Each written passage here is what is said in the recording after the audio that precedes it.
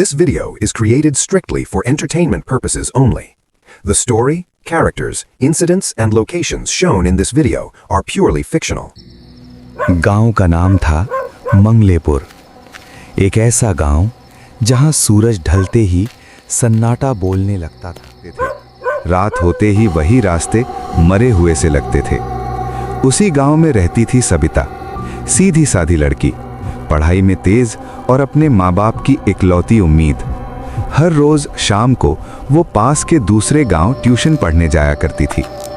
उसका रास्ता कभी सीधा नहीं था। आधा रास्ता जंगल के किनारे से गुजरता था, जहां सूरज ढलते ही पेड़ों की परछाइयां इंसानों जैसी लगने लगती थीं। और जंगल के बाद रेलवे लाइन, एक ऐसी जगह जहां रात होते ही हवा भी अजीब आवाज करने लगती थी।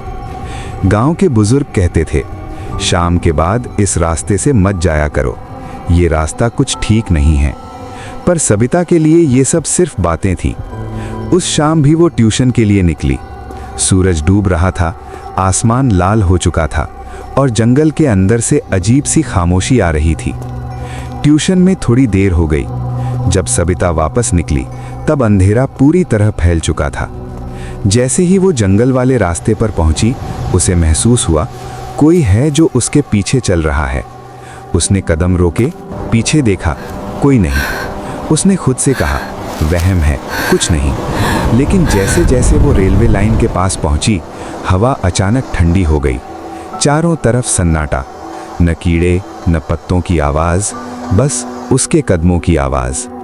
अचानक रेलवे ट्रैक के पास से किसी के चलने की आवाज आई। सबिता ने डरते हुए कहा, कौन है? कोई जवाब नहीं। उस रात सबिता घर नहीं पहुंची। पूरा गांव ढूंढने निकल पड़ा। जंगल छान मारा, रेलवे लाइन देखी, लेकिन कहीं कोई निशान नहीं मिला। दिन बीतते गए और कुछ दिनों बाद रेलवे ट्रैक के पास एक लाश मिली, सबिता की। पुलिस ने कहा एक्सीडेंट होगा, कोई सबूत नहीं है। लेकिन गांव वालों का डर यहीं खत्म नहीं हुआ। उस दिन के बाद जो भी उस रास्ते से शाम के बाद गुजरता, वो अजीब बातें बताने लगा।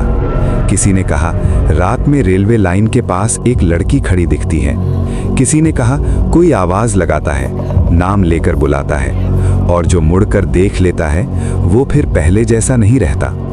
कुछ लोग उस रास्ते से गए और कभी वापस ही नहीं आए। पुलिस आई, जांच हुई, हर बार एक ही जवाब, कोई सबूत नहीं। आज भी उस गांव के लोग इस सच को मानने से डरते हैं कि सबिता की आत्मा अब भी उस रास्ते पर भटकती है, और जो भी शाम ढलने के बाद उस रास्ते से गुजरता है, वो या तो जिंदा नहीं रहता या फिर कभी किसी को अपनी कहानी सुना ही नहीं पाता। ये कहानी किसी शहर की नहीं है। ये कहानी आज भी उस गांव के अंधेरे में जिंदा है।